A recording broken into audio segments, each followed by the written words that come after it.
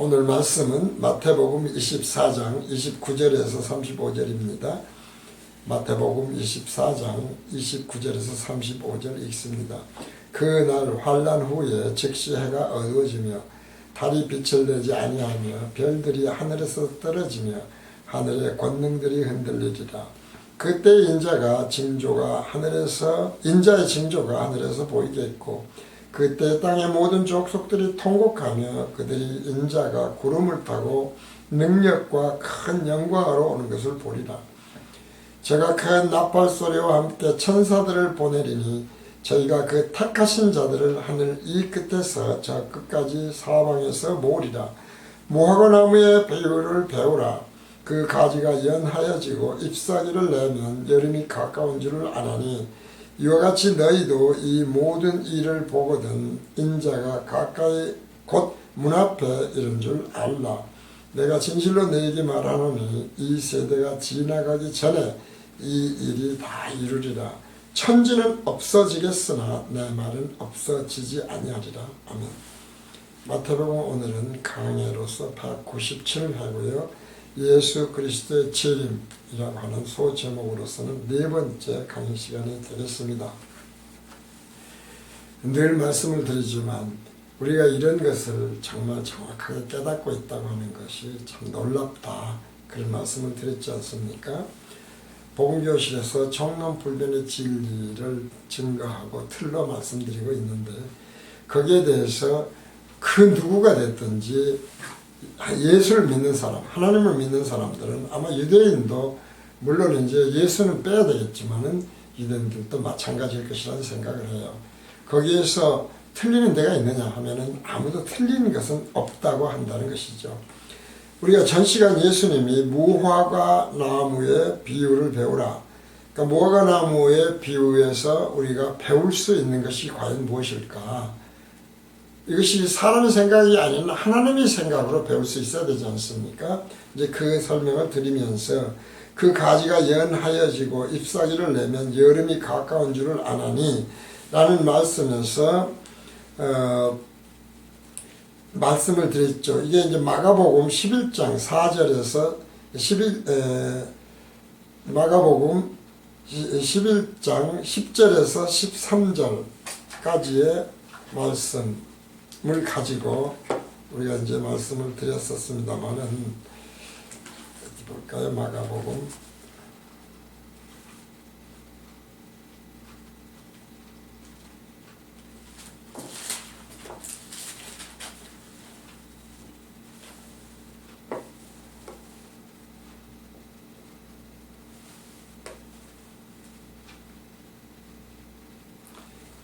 그렇죠.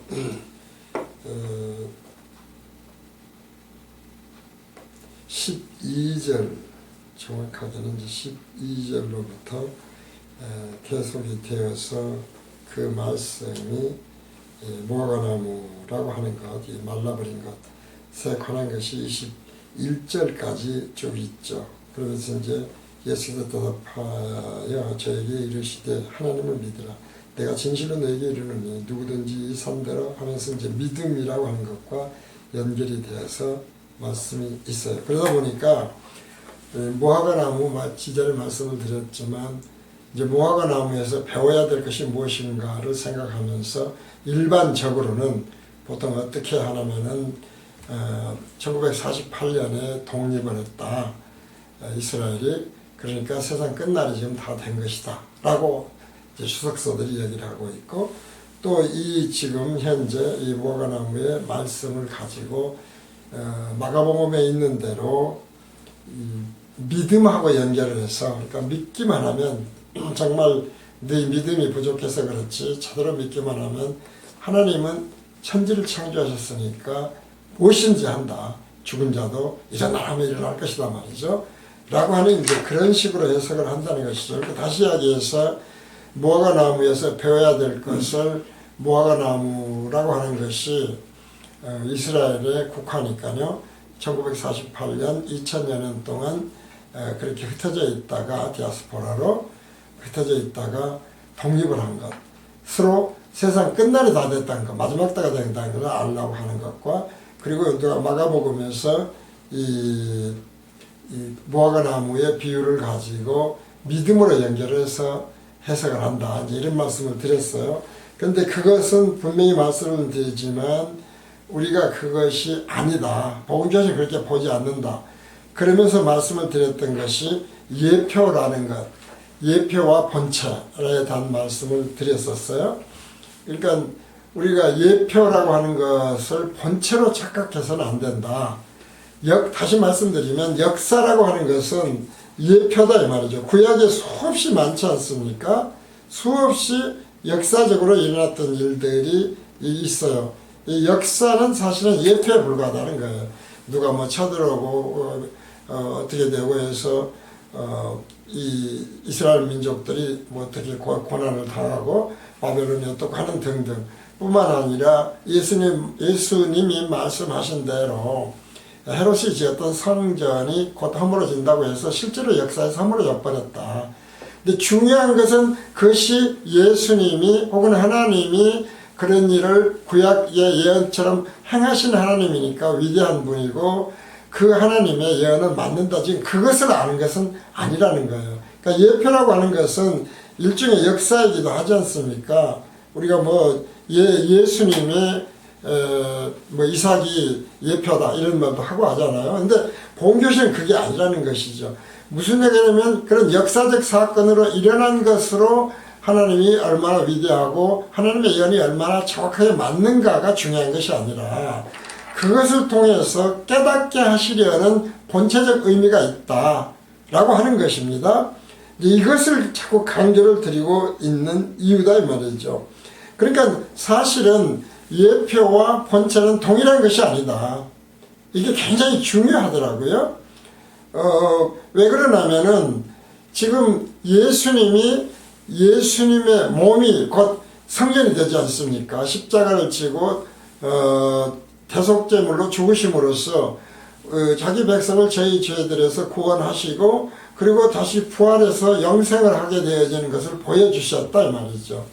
그러니까 교회라고 하는 것은 우리가 이제 늘 얘기하지만 성전이라고 하는 것의 의미, 성전이 무엇이냐 하는 것이죠.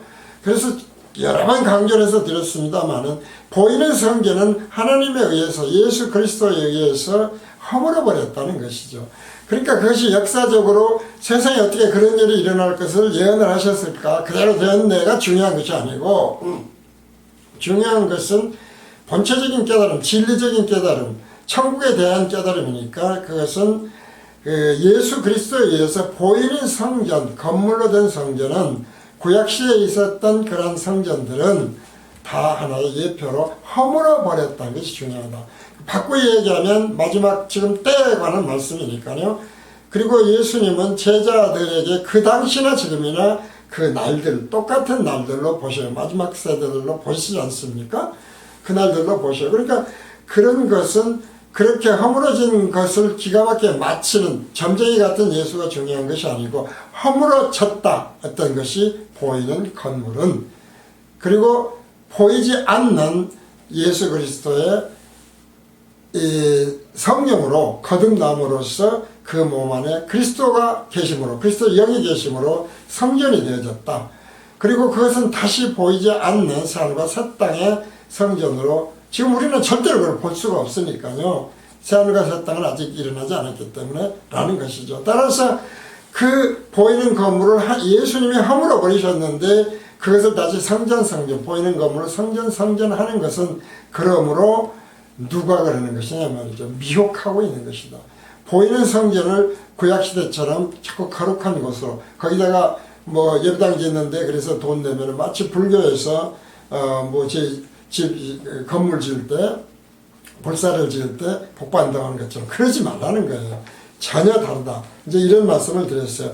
그것과 비슷한 것이 사실은 율법도 보이는 것이다. 보이는 행위를 규제하는 거잖아요. 그러니까 율법이라고 하는 것도 하나님이 분명히 주셨어요.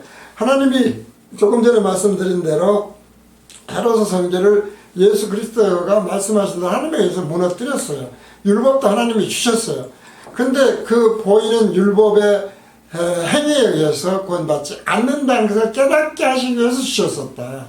라고 하는 건 전혀 본체적으로 의미가 다르다. 기독교 진리로 본체 또는 진리라고 하는 쪽으로 따졌을 때에 우리가 본체나 진리로 따졌을 때 그리고 그로 인해서 기쁨이라고 하는 기쁜 소식이 되어진다고 하는 것은 전혀 의미가 다르다. 이 말씀을 전 시간에도 드렸어요. 그래서 성경, 율법 이런 것들이 사실은 다 같은 뜻이다. 예표적인 것을 또는 율법에서 보이는 것을 우리는 지금 그것이 하나님이 원하시는 것이고 그로 인해서 유대인 백성들을 왜 예수님이 늘 책망하셨냐 이 말이죠. 보이는 율법을 잘 지키니까 자기들은 하나님의 거룩한 백성이라고 생각했다. 근데 그것이 아니라는 걸 자꾸 말씀드려요. 그래서 복음교실에서는 짝퉁이라고 하는 것을 말씀드리지 않습니까? 총론불변의 진리에서 인간은 온전치 못하기 때문에 하나님이 인간의 거룩, 인간의 죄 없음 가지고 천국에 갈 수 없다고 하는 것.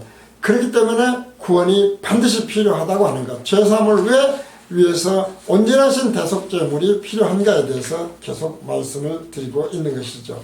자, 그런 의미에서 지금 오늘 이 말씀이 있을 때에 그리고 이 전 시간에 우리가 이제 있었던 것이 뭐였습니까? 예루살렘 성 밖에서 무화과 나무에 대한 저주를 하셨다고 했지 않습니까?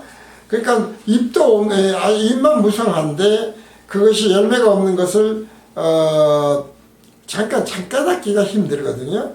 그 무슨 얘기냐면 예수님이 배가 고파서 가서 예루살렘이라고 하는 성 밖에 나와서 보니까 무화과 나무에 잎이 무성한데 열매가 없었다. 그래서 영원한 저주를 했다.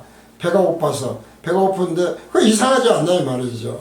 그러면 그것의 본체적인 깨달음은 뭘까?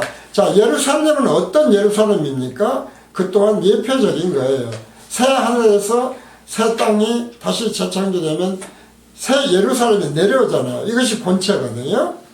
그러니까 지금 보이는 예루살렘이라고 하는 것, 보이는 유대인이라고 하는 것, 보이는 아브라함의 후손이라고 하는 것은 예표적인 것일 뿐이지 하나님이 기뻐하시는 본체적 의미, 진정으로 깨닫게 하시는 건 아니라는 것이죠. 이게 굉장히 중요해요. 그러니까 그 예루살렘이라고 하는 것이 새하늘과 새 땅의 본체적 예루살렘이 내 땅 하늘로부터 내려온다고 우리가 새하늘과 새 땅에서 라고 생각을 했을 때에 그곳에는 성전이 하나님이 되시고 예수님이 되시지 않습니까?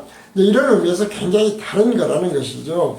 이제 그런 의미에서 그 예루살렘은 그런데 보이는 예루살렘은 뭐였어요? 그 예루살렘 성 안에서 예수를 십자가에 매달아 죽여버리지 않습니까? 완전히 다른 거잖아요. 그러니까 거룩한 곳이 아니라니까요. 그러니까 또다시 이야기지만 그 새 예루살렘에 지금 통곡의 벽으로 남아있는 것을 언젠가는 적그리스도가 보이는 성전을 다시 짓는다는 거예요. 그러니까 이런 것과 연관을 했을 때에 얼마나 예표적인 것과 본체적인 것 혹은 진리적인 진리와 완전히 다른 것인가. 하나님의 생각과 사람의 생각이 얼마나 다른지를 반드시 알아야 된다. 우리 육도 마찬가지죠. 하나님이 자기 형상과 함께 인간을 만들었다 이 말이죠. 그러면 그 인간인 우리가 육을 가지고 있는 이 육은 쓸모가 없는 거예요, 사실은. 근데 많은 사람들이 형상을 다 함께 만들었으니까 인간이 굉장히 귀한 것처럼 생각하시지만 현재 이 인간은 구원의 대상이라는 것이지 않습니까? 그래서 구원받은 것이 부활체잖아요. 그러니까 이런 것들을 분명하게 하나님의 생각과 사람의 생각을 깨달아야 된다. 내 몸을 보면서 하나님의 형상을 당해서 나는 참 귀한 몸이야. 그러니까 병들면 안 돼. 내가 잘 먹고 잘 살아야 돼. 이렇게 생각하지 말라는 것이죠. 인간은 어차피 거룩한 율법을 온전히 지켜서 양심을 온전히 지켜서 거룩한 백성이 될 수가 없다 라고 하는 것을 인정을 했을 때에 왜 하나님이 대속제물이 되는 예수로 오셔야 되는가 라고 하는 것이 확실하게 설명이 되죠. 자, 그래서 우리가 이제 또 하나의 비유에 대해서 말씀드렸지 않습니까? 비유는 뭐라고 그랬습니까? 깨닫지 못하게 하기 위해서 비유로 말씀하셨다. 이 말씀을 드렸어요. 예언을 들은 것과는 그래서 전혀 다른 것이다. 마치 주석서를 보면 그 당시에 유대인들 혹은 그런 중동 지역에 그런 모습들이 있어서 그런 습관들이 있어서 구습들이 있어서 예수님이 알아듣기 쉽게 비유로 말씀했다고 설명한 것을 자꾸 주석을 해요. 근데 그게 아니다 이 말이죠. 실제로 그랬겠죠. 그러나 정말로 깨달아야 될 것은 그것이 아니다. 물론 다음 그쪽에 무화과나무가 없었다면 무화과나무의 비유에 대한 말씀을 안 하셨겠죠. 자, 이제 이런 것들을 우리가 잘 생각을 하자. 그런 면에서 이 말씀을 보기 전에 포도원에서 일하는 두 아들 비유가 있어요. 지금 이 말씀이 있기 전에 있었던 두 아들의 비유가 있어요. 하나는 맏 아들에게 하나님이 가서 이르되 예 오늘 포도원에 가서 일하라 하니 대답하여 가로되 아버지여 가겠소이다 하더니 그런데 어때서 안 가버렸지 않습니까?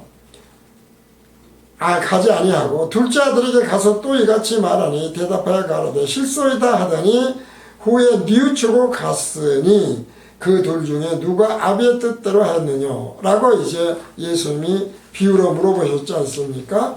그러니까 당연히 뭐 다들 아는 거죠. 그 둘 중에 누가 아비의 뜻대로 했느냐 했을 때 둘째 아들이라고 유대인들이 대답을 했죠. 그래서 예수님이 그 다음에 말씀하시는 것이 저에게 이르시되 내가 진실로 너에게 이르노니 세리들과 창기들이 너희보다 먼저 하나님의 나라에 들어가리라고 했죠. 그러니까 우리가 두 아들에서 깨달아야 될 것은 정말 천국에 들어갈 자가 누구인가에 대한 것을 비유로 말씀하셨어요. 그러니까 똑같이 오늘날의 그리스도인들이라고 그런다면 이 역시 둘째 아들과 첫째 아들이 있겠죠. 그러면 여기서 한번 생각을 해보자고요. 첫째 아들은 누구입니까? 우리가 하나님의 백성으로 율법을 짓고 행하겠다고는 유대인들을 의미를 하겠죠. 당연히. 그래서 자기들이 그것을 지킨다고 했어요. 지킨다고 했죠. 그리고 둘째 아들은 하나님이 주신 율법을 지킬 수 없는 것을, 그러니까 원래 유대인들은 지킬 수 있다고 생각을 했죠. 예, 지켰습니다. 근데 사실은 못 지켰다는 것이죠. 그리고 또 하나는 못 지킨다고 했는데 지켰다 이 말이죠. 그러니까 어떻게 보면 이것이 영 반대인 것 같잖아요. 지키겠습니다 했는데 못 지키는 것과 못 지키겠다고 했는데 지키는 것이 둘째 아들인데 이것이 아버지의 아들이라고 했지 않습니까? 그런데 이제 중요한 것은 그것이 뭐냐 이 말이죠. 중요한 것은 늘 말씀을 드리지만 우리가 여기에서 뉘우치고라는 것이 회개거든요. 뉘우치고라는 것이 둘째 아들이 이제 뉘우쳤어요. 뉘우치고가 있지 않습니까? 회개라는 거예요. 그래서 이 회개에 대해서 두 가지 회개가 있다. 이 말씀을 드리죠. 하나는 거울 회개와 창 회개가 또 있다. 그래서 거울 회개는 뭐라고 그랬습니까? 율법이라고 하는 것이죠. 요한의 회개다. 요한은 세례자 요한이지 않습니까? 예수님의 제자 요한이 아니라 세례자 요한. 그래서 성경에서는 세례자 요한까지가 구약의 선지자의 마지막이라고 그랬어요.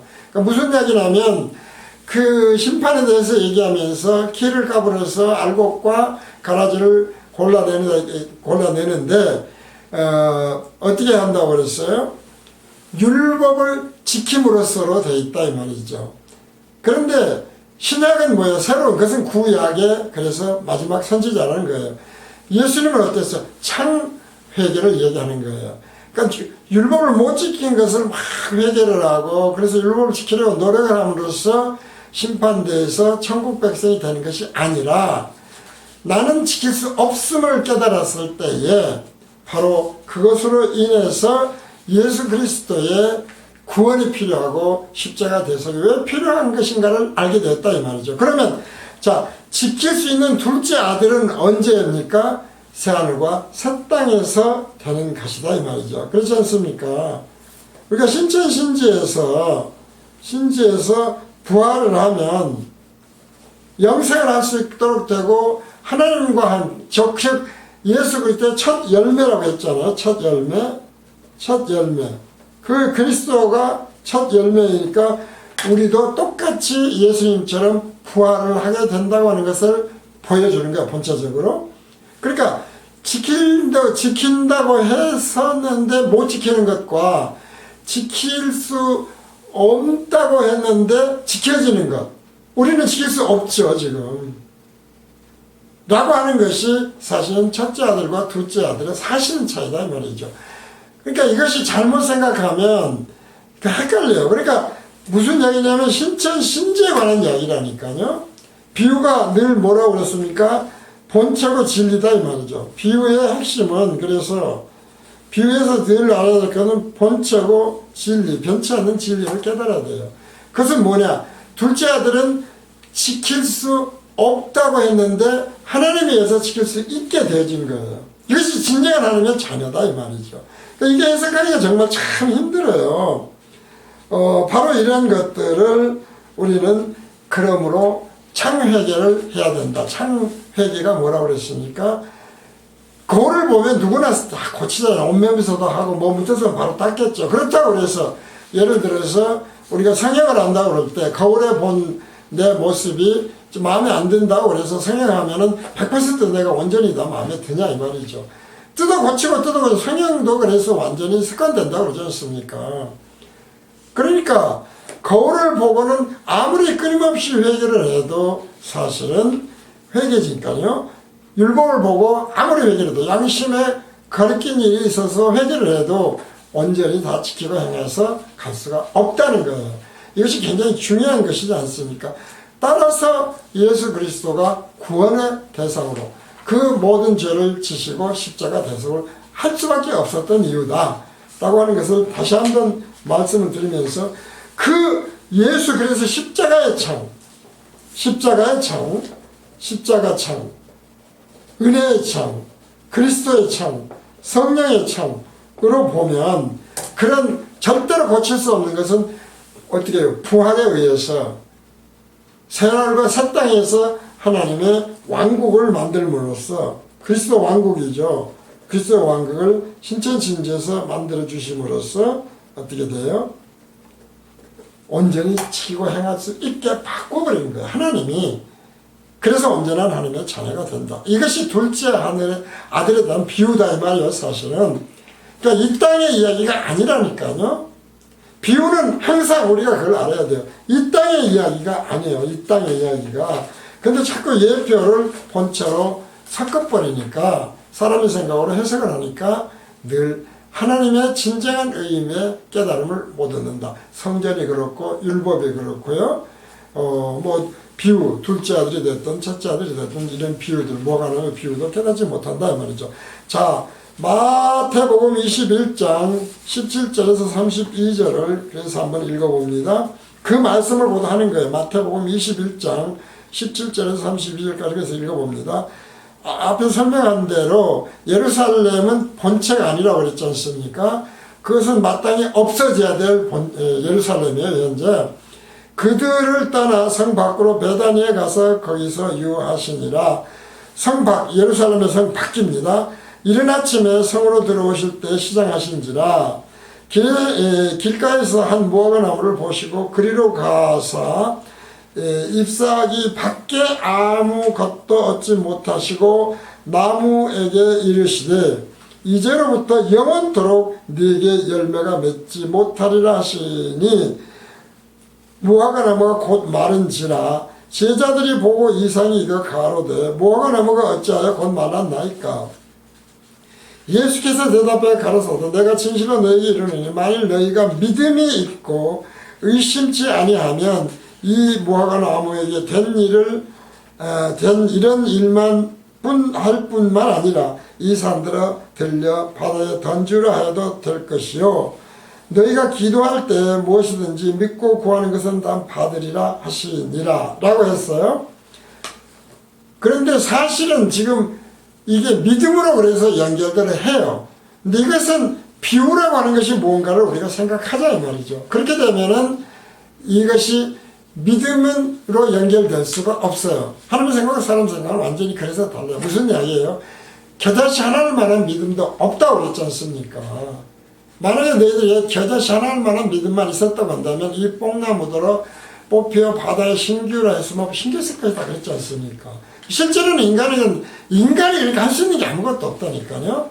인간의 행위도 믿음도 사랑도 아무것도 없어요. 인간에게 무슨 진정한 그리스도의 사랑이 있습니까? 없어요. 근데 하려고 애를 쓰죠. 그러니까 결과적으로 뭐야? 안 되는 걸 깨달아야 된다는 것이죠. 바로 이제 그러한 말씀들이 있는 거예요. 그런데 우리가 기도할 때 그래서 앞에서 말씀드린 대로 죽은 자도 살리실 것이라고 생각하고 믿습니다. 일어나라면 일어난다고 생각하는 건 그러니까 잘못된 거다. 그런 경우는 한 번도 없어요. 예수님은 그렇게 하시지만요. 그래서 예수께서 성전에 들어가서 가르치실 때 대제사장들과 백성의 장로들이 나와 가로되 네가 무슨 권세로 이런 일을 하느냐 또 누가 이 권세를 주었느냐 예수님에게 이제 물어보지요. 예수께서 대답하시되 나도 한 말을 너에게 물으리니 너희가 대답하면 나도 무슨 권세로 이런 일을 하는지 이르리라. 요한의 세례가 어디로서 왔느냐 하늘로 쏘냐 사람에게로 쏘냐 저희가 서로 은혜를 가로되 만일 하늘로서라 하면 어찌하여 저를 믿지 아니하였느냐 할 것이요 만일 사람에게로서라 하면 모든 사람이 요한을 선지자로 여기니 백성이 무섭다 하여 예수께 대답하여 가로되 우리가 알지 못하노라 하니 예수께서 가라사대 나도 무슨 권세로 이런 일을 하는지 너에게 이르지 아니하리라. 그러나 너희 생각에는 어떠하냐 한 사람이 두 아들이 있는데 맏아들에게 가서 이르되 예 오늘 포도원에 가서 일하라 하니 대답하여 가로되 아버지여 가겠소이다 하더니 지키겠다 했다며 율법을 지키겠다 하더니 가지 아니하고 하나님 백성처럼 살겠습니다 했더니 사실 못 지키더라 그 말이지 않습니까?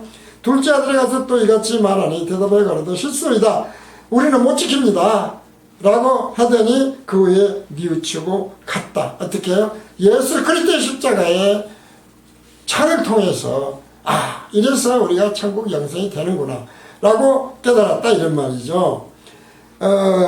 그 둘 중에 누가 아비의 뜻대로 하였느냐 가로되 둘째 아들이니이다.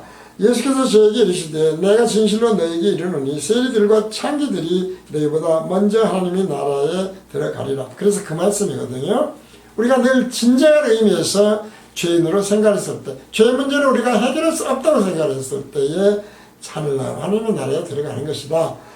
요한이 의의 도로 너에게 왔거늘 너희는 저를 믿지 아니하였으되 세리와 창기는 믿었으며 너희는 이것을 보도 종시 뉘우쳐 믿지 아니하였도다.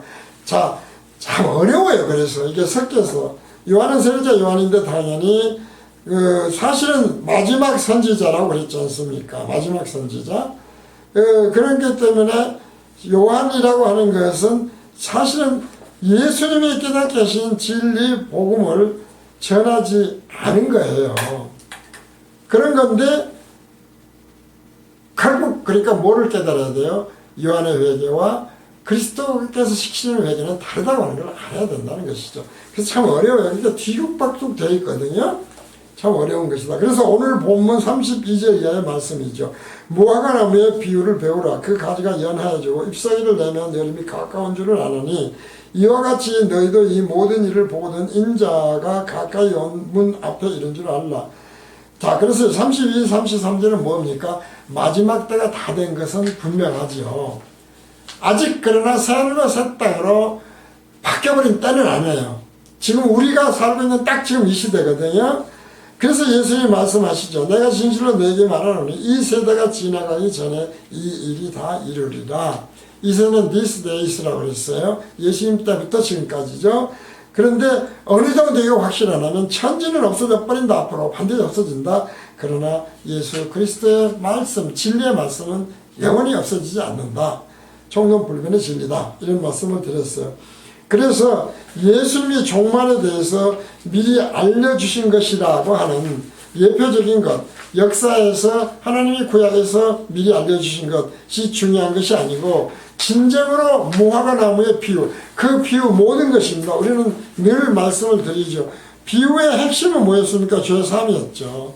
죄사함이고 죄사함이 왜 필요했어요?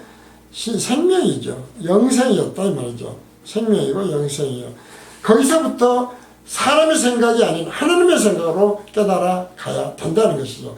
그리고 그것의 핵심은 늘 새하늘과 새 땅이다 라고 하는 것을 우리가 깨달아야 되겠습니다. 따라서 무화과 나무의 비유를 배우라. 그 가지가 연해지고 잎사귀를 내면 여름이 가까운 줄을 아니 이와 같이 너희도 모든 일을 보거든 인자가 가까이 곧 문 앞에 이른 줄을 알라 라고 하는 것은 단순히 역사적으로 이스라엘이 독립을 한 것이 아니라 예수님이 정말 이 땅에 예표를 본체로 믿는, 늘 말씀드립니다. 총론 불변에서 총론을 강론으로 변질시키는, 늘 말씀드리지만 일관성의 문제, 진리의 일관성 문제처럼 예표를 본체로 믿는 그런 잘못된 혼동을 일으키지 말라. 그렇게 우리가 보면 되는 거예요. 그것이 입만 무성했기 때문에 그렇죠. 유대인들은 자기들이 정말 하나님의 백성으로 사랑하고 막 그런다고 생각하는 거잖아요. 목사님들도 대부분 그런 분들이 참 많아요. 아니라고는 하면서. 그런데 이 일이 어때요? 마지막 때, 세대. 이제 정말 마지막 때다. 이거 확실히 분명하잖아요. 이건 예표가 아니라 실제적으로 그런데 복음이 땅까지 전파가 되면 그랬지 않습니까? 실제로 다 됐어요. 그때 다 이루어진다. 이제 그런 말씀이거든요. 그래서 무화과나무의 비유뿐만 아니라 비유는 늘 우리가 예표적인 것이 아니라 본체적 의미, 새하늘과 새 땅으로 생각을 하자. 그러면은 잘 깨달아지더라는 말씀을 다시 한번 드립니다. 마태복음 강의 197회 예수 그리스도의 재림 사를 통해서 모든 강의를 마칩니다.